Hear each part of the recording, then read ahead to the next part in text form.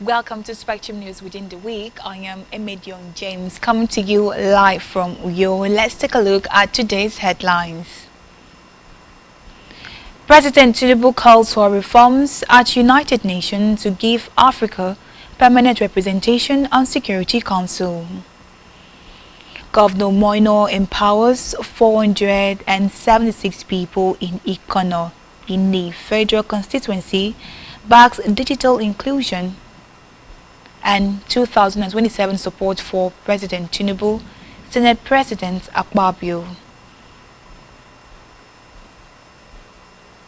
Plus, Israel's Prime Minister Benjamin Netanyahu says Israel to resume Gaza negotiations to end war and free hostages. We'll bring you details of the stories and more in just a moment.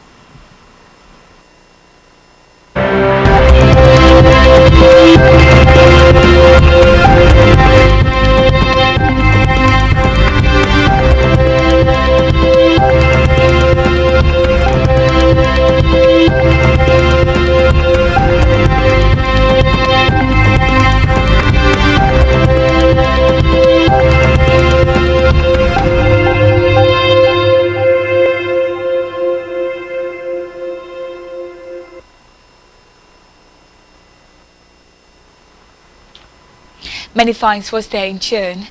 Our first report this afternoon is that President Bola Tinubu has called for reforms at the United Nations UN to give Africa permanent representation on the Security Council. Speaking at the plenary session on peace and stability during the 9th Tokyo International Conference on African Development, TICAD-9, in Yokohama, Japan, Tinubu argued that Africa deserves 2 permanent seats with full privileges. The president said the continent also deserves additional non-permanent seats in line with the Ezuwini Consensus and Sete Declaration. He also used the forum to laud the Nigerian armed forces for recent successes in the fight against insurgency and criminality, describing the momentum as a springboard for national development and stability. According to Tinubu, military victories alone cannot guarantee lasting peace without addressing poverty, inequality, and exclusion.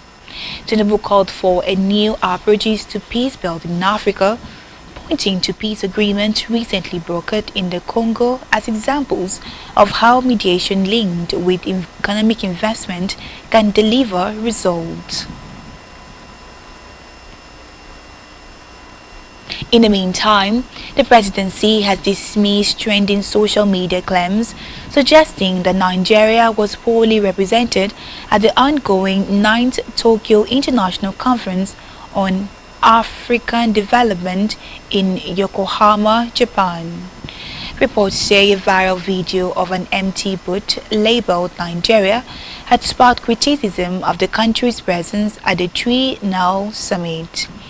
But in a statement titled Nigeria's Participation at TICAD-9, focusing on strategic engagement, not trade expos, Special Advisor to the President on Information and Strategy, Bayo Onanuga, clarified that Nigeria did not attend TICAD-9 to showcase at the trade exhibition. According to Onanuga, the Nigerian delegation led by President Bola Tinubu is instead focusing on strategic bilateral and multilateral engagement designed to boost key sectors of the economy, including power, agriculture, and industry.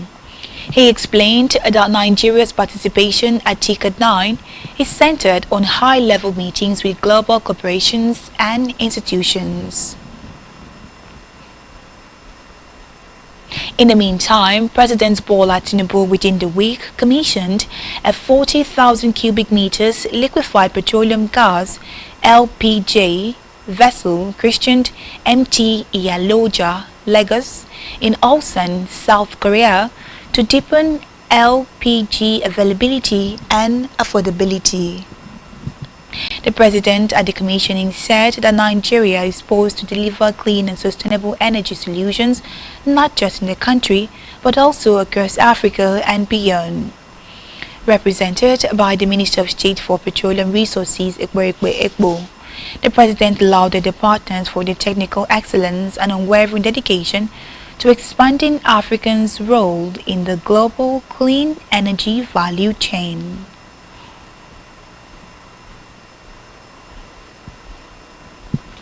In the meantime, President Bola Tinubu within the week has charged the Managing Director, Niger Delta Development Commission (NDDC), Dr. Samuel Obokun, to continue to deliver impactful projects that touch lives, empower youth, and give hope to the communities.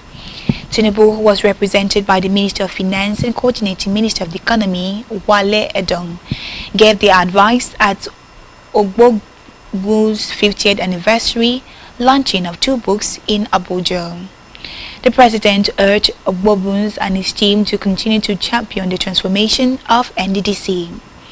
According to him, Niger Delta is more than a region. It is the economic heartbeat of the country and central to the energy and environmental future. Away from that, the federal government within the week lamented that the $10 billion spent annually by the country on food import, saying that there is a need for innovative financing solutions to boost agriculture and strengthen food security. The Minister of Agriculture and Food Security, Abubakar Kyari, met the call in Lagos. Represented by Special Advisor Ibrahim Alkali, Kyari decried the rising rate of food import and stressed the need for increased financing in agriculture to boost local production and export. She said Nigeria spends over $10 billion annually importing food such as wheat, rice, sugar, fish, and even tomato paste. He also added that agriculture contributes 35% to the nation's gross domestic product and employs 35% of Nigeria's workforce. In the meantime, the Federal Ministry of Youth Development has begun registration to train 100,000 youth in federal literacy, global trade, entrepreneurship, and investing. This was disclosed in a statement signed by the ministry's Director of Information and Public Relations, Omalara Esang said the initiative reflects the ministry's commitment to empowering Nigerian youth by transforming lives, improving employability, and promoting sustainable wealth creation. The ministry said the program will be delivered through a learning management system that integrates gamified learning, simulations, quizzes, and real-world trading scenarios. It added that in-person training sessions will also begin in Abuja, with plans to extend to other states. On security matters, the Chief of Army Staff, Lieutenant General Olufemi Oluyede, has vowed to address the welfare and other challenges facing soldiers. He said the Army Authority and the federal government are making efforts to make life better for the soldiers. Oluyede disclosed at the end of a 3-day visit to the headquarters of the Nigerian Army 6th Division in Port Harcourt, where he inaugurated a number of projects addressed troops and insisted that the welfare of troops is of great interest to him, saying it was necessary to keep them in good frame of mind to discharge their assignment. On electoral matters, the Independent National Electoral Commission (INEC) has presented certificate of return to the senators-elect and members-elect of the House of Representatives who emerged victorious in the by-elections held on August the 16th. The certificates were handed over at the INEC headquarters in Abuja by different national commissioners. Among the recipients were Emmanuel Nwachukwu of the All Progressive Grand Alliance, elected senator for Anambra South, and Joseph Igbe of the All Progressive Congress, who won the Edo Central Senatorial District.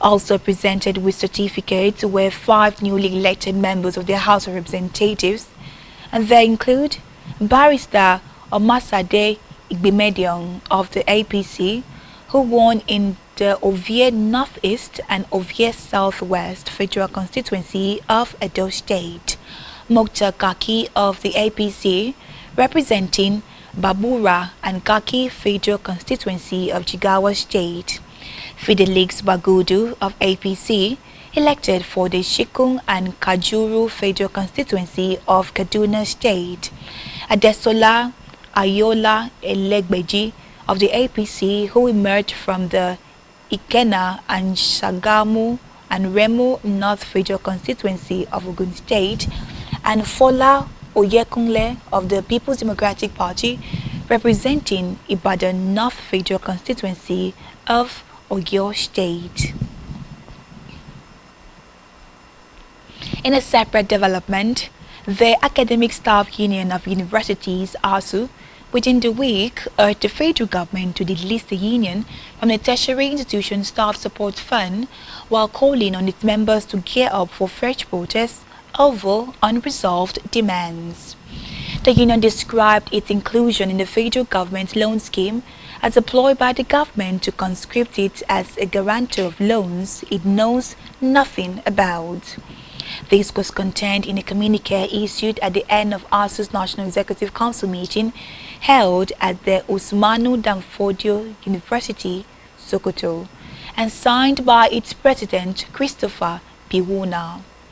ASU maintained that rather than floating loan schemes, the federal government should release the withheld 3.5-month salaries of its members, which it said would be of more value to them. Recall that the federal government, through the Minister of State for Education, Dr. Tunji Alausa, last week, launched the TISSF, a 0% interest loan scheme for academic and non-academic staff of tertiary institutions to assess up to 10 million naira. Let's move now to Akwa Ibom, where Akwa Ibom State Governor Pastor Moino has commended the Nigerian Army for their unwavering commitment to maintaining peace and security in the state. The governor, who spoke when he received the Chief of Army Staff, Lieutenant General Olufemi Oluyede, and his entourage on a courtesy visit, highlighted the state recognition of the Army's crucial role in ensuring the safety and well-being of Akwa Ibom citizens. Governor Eno, who also acknowledged the existing relationship between the Army and Akwa Ibom State, expressed gratitude for the collaboration and assured the Army Chief that the state government would visit the Ibawa barracks in Abak local government area to explore ways to further support the Army. We want to appreciate the Nigerian Army for the work they do, but most particularly for the collaboration that exists between the Nigerian Army in Akwa Ibom under the leadership of the Commander 2 Brigade. We just want to thank you for the civil military relationship that has been built amongst our people. We have noted in our very short discussion your request for us to intervene in when the Commissioner for Internal Security returns, he will pay a visit to the barracks and will see areas we can support the Nigerian army so that we continue to have good accommodation for our people. We're already doing some intervention in the headquarters of the 2 Brigade in Biokporo, and we'll continue to do that. I've also made a reminder, and you have promised to graciously grant us an outpost. We need an intervention in our own area. We need that intervention because it's critical for us. That's a literal area, and a lot of the kidnapping takes place and go through there. And we believe that having that will help reinforce our security arrangement. Earlier, the Chief of Army Staff, who had expressed the Nigerian Army's commitment to protecting lives and property, noted that he was in a state on an operational visit, hence the need to lead a delegation to pay homage to the governor. So I'm just simply here this morning to pay homage to your person and to the good people of Akwa Ibom State. Well, I've been part of this state, in the past because I was the General Officer commanding 6th Division, so I know the state very well, and I know His Excellency in person. So, coming to Akwa Ibom State this morning is just to pay homage to him and thank him for his support generally. And I'm always very quick to tell all Nigerians that Nigerian Army belongs to all Nigerians. And that goes with security generally. It's everybody's business. So, having known His Excellency, I'm not surprised with the kind of support he's giving to the Army, and I'm sure he's still going to give us more. Akwa Ibom State is one of the most peaceful states in Nigeria.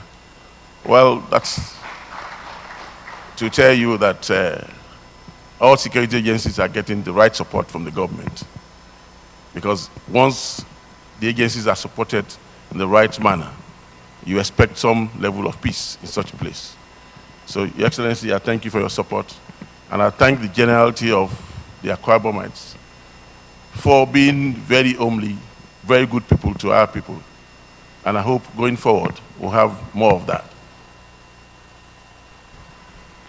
Government House correspondent Jane Owa reports that while acknowledging the state's peaceful atmosphere and the governor's unwavering support to the Army boss commended the governor for his contributions to maintaining peace and security in the state, describing Akwa Ibom as one of the most peaceful states in Nigeria.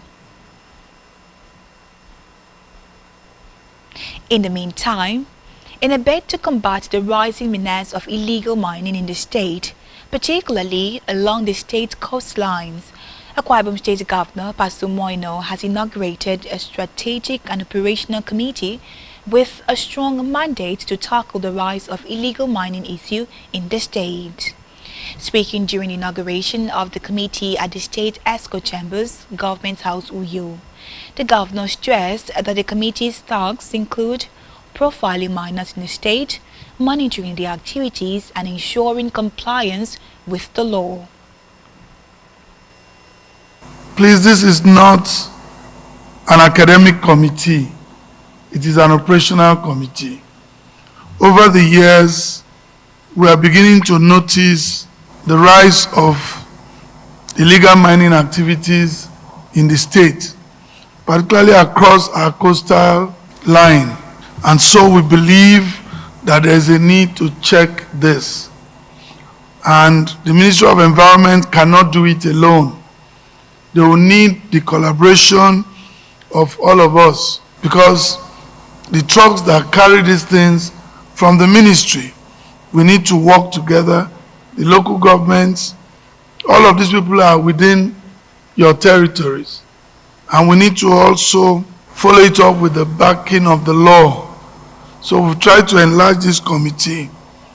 If we are not careful to checkmate this, there is so much influx of people from other regions into the state And God forbid we ignore this and we build a future that will not be safe for the state. So that's why we're taking it seriously. We want to know who are the miners in the state. What's their profile? We need to know the type of minerals they are looking for. Where and how do they pay taxes and to who? Governor No also directed the local government chairman to take charge of their areas and report any illegal mining activities to the state government as they work collaboratively to identify and prosecute offenders immediately. The state chief executive also directed the renovation of lands illegally bought without the government's knowledge in order to bring an end to the hazardous activities of illegal miners in the state and restore peace and security to the affected areas. Let me take time now to sound a note of warning. If I find anyone illegally getting involved in encouraging illegal mining in our state, I will not mind whatever office the person occupies. We will withdraw their certificate.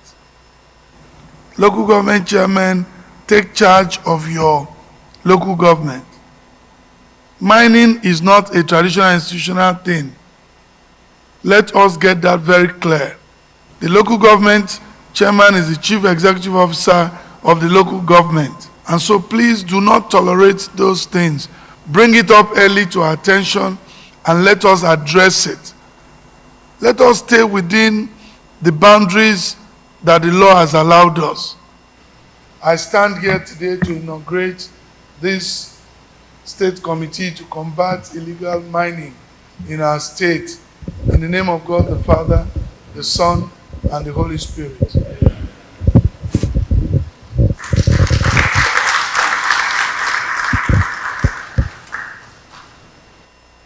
Government House correspondent Jane Owa reports that the committee members include the Commissioner, Ministry of Environment, Commissioner, Ministry of Finance, Commissioner, Ministry of Internal Security, Commissioner, Ministry of Justice and Attorney General, Commissioner, Ministry of Transport, the State Director Security Service, State Commissioner of Police, Honorary Special Advisor to the Governor on Security, Chairman of Algon and the Chairman of 15 local government areas representing the coastal areas in the state, amongst others.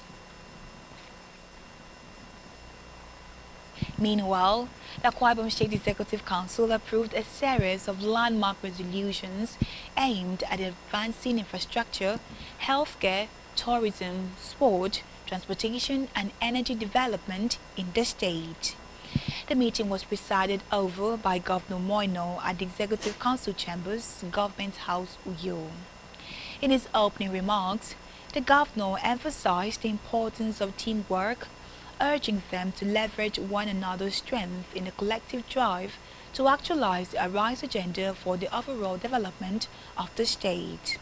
Among key resolutions, the Council approved the award of 357 projects across ministries, departments and agencies to qualified youth and companies through the state procurement portal, urging beneficiaries to maximize opportunity for the good of the people.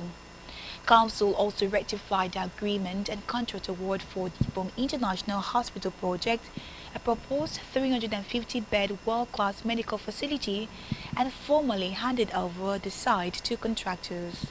On infrastructure, ESCO reviewed 771 kilometers of road projects across the 31 local government areas, directing the Commissioner for Works and Commissioner for Budget and Economic Planning to align identified needs with the 2026 budget to ensure widespread coverage. The Executive Council approved the award of 357 projects across various MDAs to qualified youths and companies pre-qualified through the state procurement portal. The Governor and Council urged youths in the state and businesses to take advantage of these opportunities for the benefit of the people.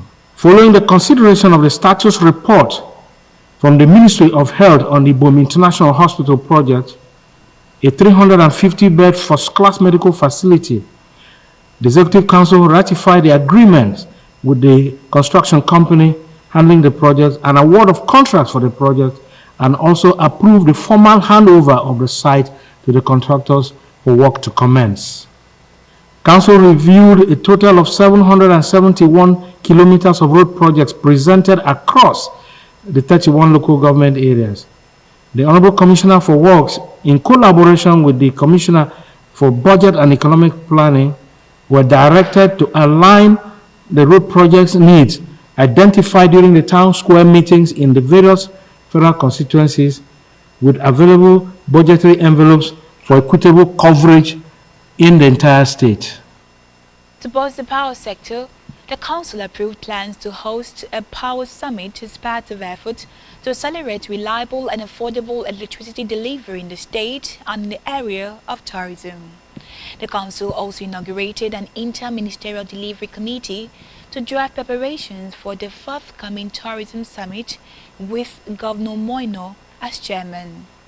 The move, supported by presentation from the Tony Blair Institute, is part of the destination Akwa Ibom marketing plan. In a determined effort to consolidate the state's power sector development drive, the Executive Council reviewed the roadmap for the implementation of the Sustainable Energy Development Program of the state and approved the hosting of the Power Summit to anchor and accelerate the delivery of reliable and affordable electricity in the state. In a determined effort to consolidate the state's power sector development drive, the Executive Council reviewed the roadmap for the implementation of the Sustainable Energy Development Program of the state and approved the hosting of the Power Summit to anchor and accelerate the delivery of reliable and affordable electricity in the state.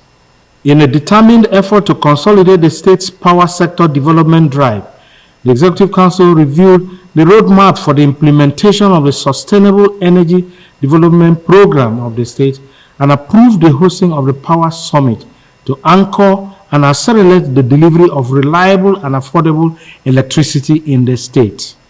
In a determined effort to consolidate the state's power sector development drive, the Executive Council reviewed the roadmap for the implementation of the Sustainable Energy Development Program of the state and approved the hosting of the Power Summit to anchor and accelerate the delivery of reliable and affordable electricity in the state. In a determined effort to consolidate the state's power sector development drive, the Executive Council reviewed the roadmap for the implementation of the Sustainable Energy Development Program of the state and approved the hosting of the Power Summit to anchor and accelerate the delivery of reliable and affordable electricity in the state. In a determined effort to consolidate the state's power sector development drive, the Executive Council reviewed the roadmap for the implementation of the Sustainable Energy Development Program of the state and approved the hosting of the Power Summit to anchor and accelerate the delivery of. As part of youth and sport development, ESCO approved the purchase of equipment for 30 different sports ahead of the Akwa Ibom Sport Festival, which kicks off on Monday, September 8, 2025, with 18 sporting events scheduled. On transportation, Council received a progress report on the Oron Maritime Terminal and directed acceleration of works to resume full maritime services and strengthen the Blue Economic Corridor. It further approved an expansion of the compressed natural gas CNG city buses fleet from 20 to 50 to ensure rotational coverage of all 31 local government areas. The Council also took note of the ongoing continuous voter registration exercise by INEC and urged mobilization of citizens for active participation. Still in Akwa Ibom State Governor Pastor Moino has empowered 476 persons in Ikono in a federal constituency with over 239 million naira as farming, trading and equipment grant. The checks for the empowerment packages were presented to beneficiaries at the town square meeting for the federal constituency held at Ibom. In his remarks, the governor noted that the beneficiaries were qualified citizens of the federal constituency who had registered through the Rise Youth Employment Portal and were duly selected. He called on the people to embrace the digital method of getting jobs, empowerment and other government contracts, stressing that it was imperative to do things differently to provide a level playing field for everyone in order to accommodate those who have no one to recommend them. The governor noted that his administration was touching lives and raising men and women who had the requisite capacity and are willing to work and have registered on this portal in Uyo. He also explained the reasons for his people-centric governor's disposition. Governor Eno said he became a governor by the grace of God and by the instrumentality of Deacon Udom Emmanuel, and as such, he must allow that same grace to reach other people who do not know anybody. He said he had received a neat document and would accommodate as many as possible depending on the availability of funds. And we are going to review it. I want to promise you that in next year's budget, by the grace of God, every local government will have an item in the budget. We'll look at it, and to be honest, based on the availability of funds, because everything is about funding. We are empowering today in Ikonini 476 of you with a total sum of 239 million naira, 150,000.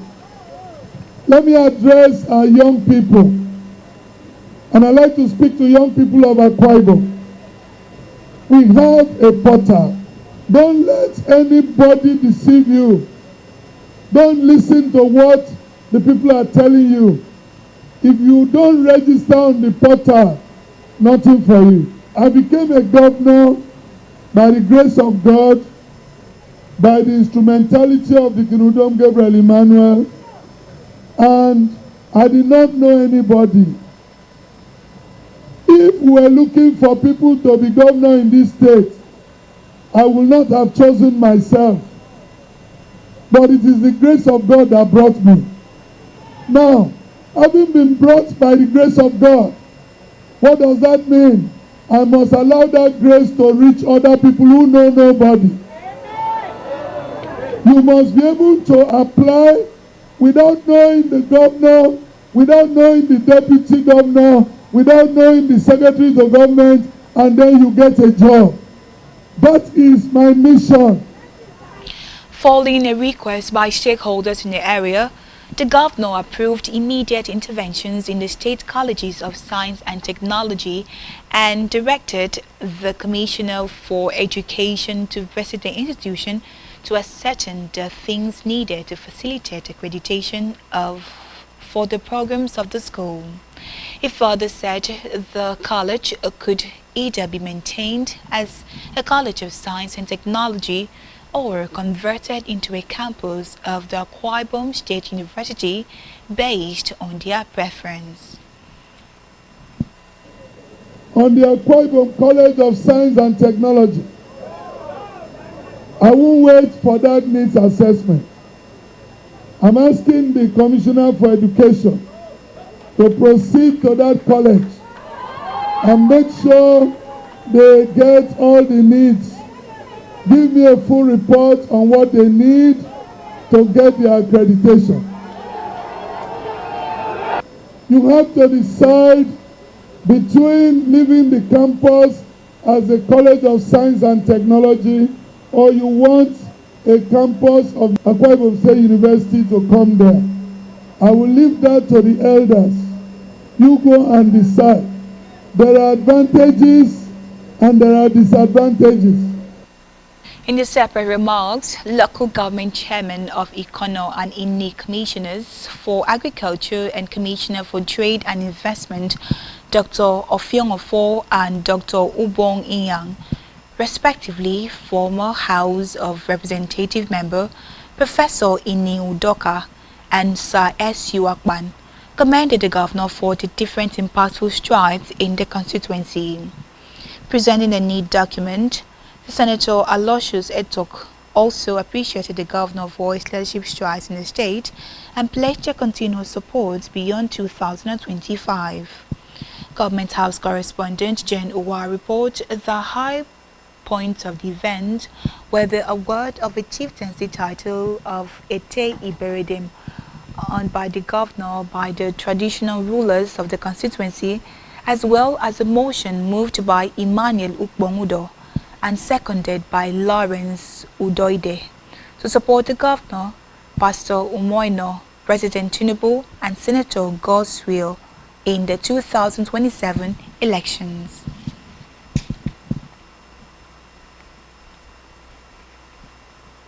Still to come in the news. FG Cardoso pledged to strengthen fiscal monetary coordination. Stay tuned for details of this in just a moment.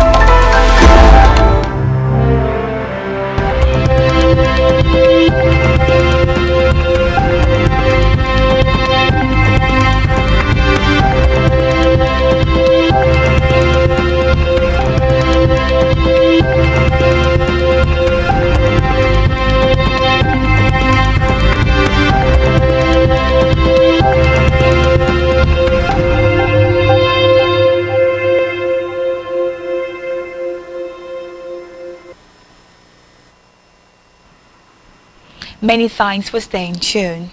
We move now to Africa, where former Malian civilian Prime Minister Shogil Manga has been charged with embezzlement of public funds.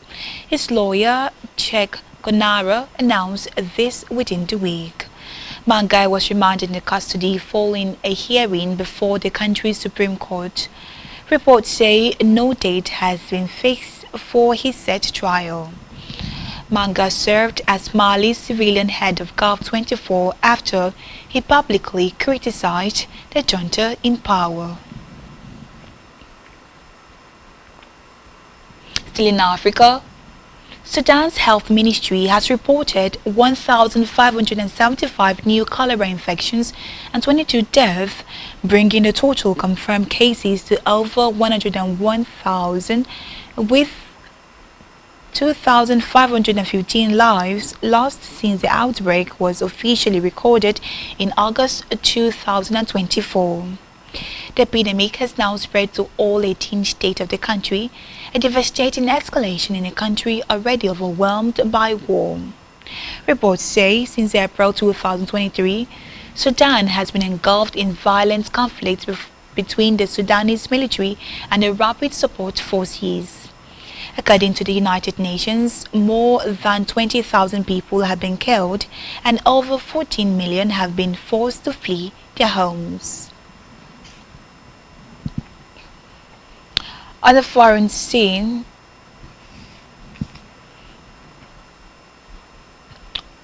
the sun beats down on the southern border of Israel as Prime Minister Benjamin Netanyahu stood before a line of soldiers, his voice firm against the hum of tension still thick in the air. For the first time since a new ceasefire proposal emerged, he broke his silence. Israel was ready to return to the negotiating table, but only on its own terms. The proposal, crafted by Egypt and Qatar and accepted by Hamas just days earlier, was being hailed internationally as a glimmer of hope. But Netanyahu was clear Israel's condition had not changed.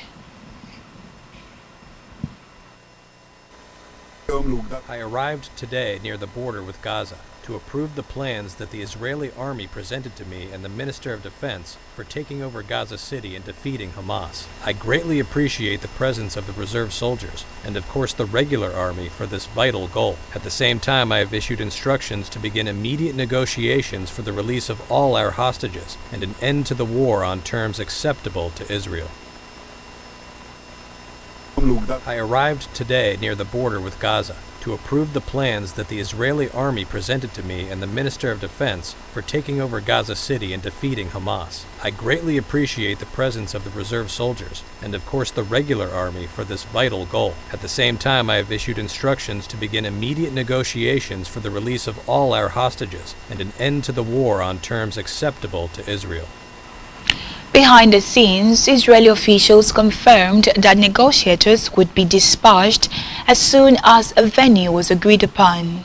The diplomatic wheels were slowly grinding into motion, but the tone from the top remained combative. At the heart of Netanyahu's stance is a controversial but unwavering military objective, the full capture of Gaza City. Despite increasing pressure from key allies to scale back military ambitions, the Israeli Security Cabinet, chaired by Netanyahu, had only this month approved plans to press forward. According to Israeli estimate, 50 hostages remain in Gaza, taken during the surprise attacks of October 2023. Of those, only about 20 are believed to be alive. Their fate remains one of the most painful unresolved chapters in this prolonged war and bloody conflict. In the meantime, an appeal court has thrown out a $500 million penalty that President Donald Trump was ordered to pay in a New York civil fraud trial last year. Judge Arthur N. Goron had ordered Trump to pay the fee for massively inflating the value of Trump's organization properties in order to secure favorable loans. In the ruling, Judges on the New York Supreme Court Appellate Division stated that while Trump was liable for the fraud, the fine of nearly $500 million was excessive and likely violated legal protection against severe punishment. Meanwhile, in a post on his social media site, Truth Social, Trump claimed that the decision was a total victory. On our business news, the Minister of Finance and Coordinating Minister of the Economy, Wale Edun, and the Governor of Central Bank of Nigeria, Dr. Olayemi Cardoso, have pledged to strengthen coordination between fiscal and monetary authorities to consolidate Nigeria's economic stability. The commitment followed a strategic meeting held yesterday at the CBN headquarters in Abuja and attended by the chairman of the Federal Inland Revenue Service, Dr. Zak Adedeji. According to a statement issued by the Director of Information and Public Relations at the Ministry of Finance, Mohammed Manga, the high-level talks focus on sustaining macroeconomic stability, boosting investors' confidence, and unlocking private sector growth. Edun reaffirmed that aligning fiscal and monetary policies were central to President Bola Tinubu's reform program. The statement added that the meeting was designed to send a strong signal of the government's determination to work towards a more stable and prosperous economic future for all Nigerians. And in health, the federal government has disbursed nearly 50 billion naira directly to primary health centers (PHCS) across the country through the Basic Healthcare Provision Fund. The Coordinating Minister of Health and Social Welfare, Professor Mohammed Pache, made the announcement in a post on his official X handle. Pache added that the administration of President Bola Tinubu has also released over 20 million naira for the rehabilitation and upgrade of 4,365 primary health centers across the 19 northern states and federation.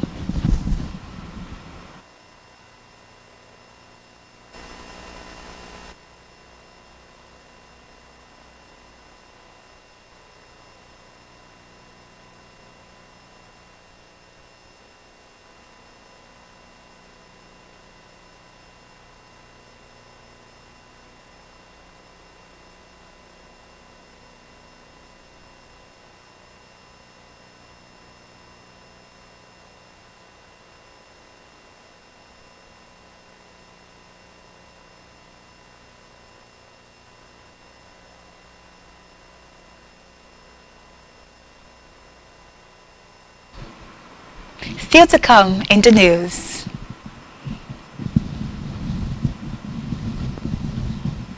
South Africa names preliminary squad for Nigeria's clash in 2026 FIFA World Cup qualifiers. Stay tuned for details of this in just a moment.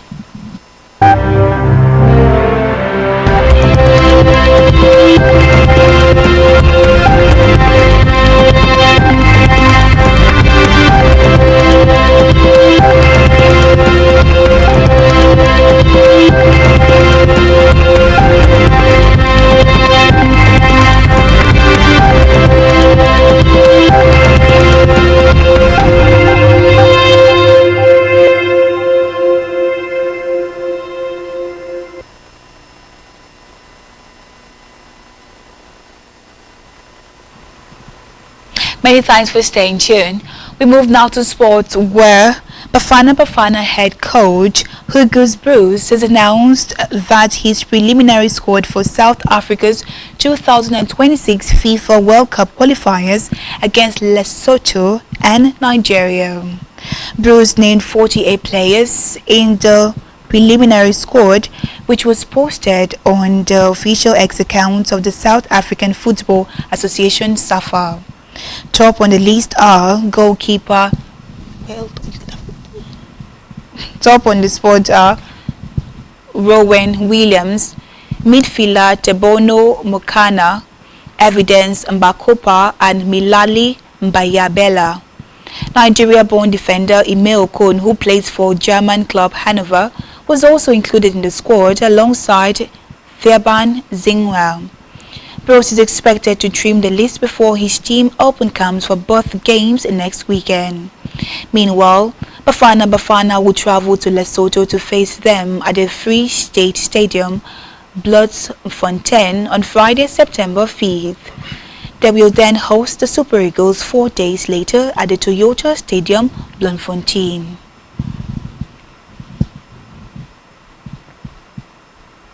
Still in sport, Leo Bailey has completed a loan move from Aston Villa to Italian club Roma. The Jamaica winger has joined the Italian side for the 2025 to 2026 season, and the deal includes an option to buy.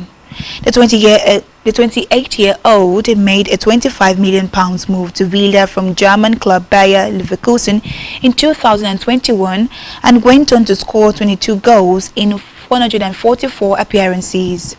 Bailey claimed a career-high 14 goals in 52 games in the all-competition in 2023 to 2024 season, but scored just twice in 38 games just last year, and he also signed a new contract with Villa in February 2024 that runs until 2027. Also in sports, Liverpool talisman Mohamed Salah has become the first Premier League player to win the Professional Footballer Association PFA Footballer of the Year. Salah now stands ahead of the two-time winner Gareth Bale, Thierry Henry and Cristiano Ronaldo. Earlier in the year, he took home the Footballer of the Year award. The Egyptian winger scored 29 goals and provided 19 assists as the Red Rums to the title. On entertainment news, Nigerian singer Gabriel Oche, also known as Terry G, has accused American music magazine's Billboard of robbing him by snubbing his songs in its recently released Top 50 Best Afrobeat Songs of the All-Time list. Reports say African Queen by Two-Face topped the list curated staff. Timaya Mama, Weird MCs, Ijoyas and Yawuze by Olumenten also made the cut. However, Terry G's hit song, including Akwa Master, Free Madness, Run Mad and others, were conspicuously missing from the list. Reacting to a post by music monitoring platform Chart Data, Terry G claimed that he was robbed. And last in the news at this hour, Grammy-winning Nigerian singer Burna Boy has become the African artist with the most entries on the US Billboard Hot 100 chart. His collaborative hit with American rapper Gunna WGFT from the rapper's new album The Last One debuted at number 96 on this week's Hot 100 chart, bringing Burna Boy's total entries to 7. The Last hitmaker is also the first African artist to debut a song on the Billboard Hot 100 chart in 5 consecutive years.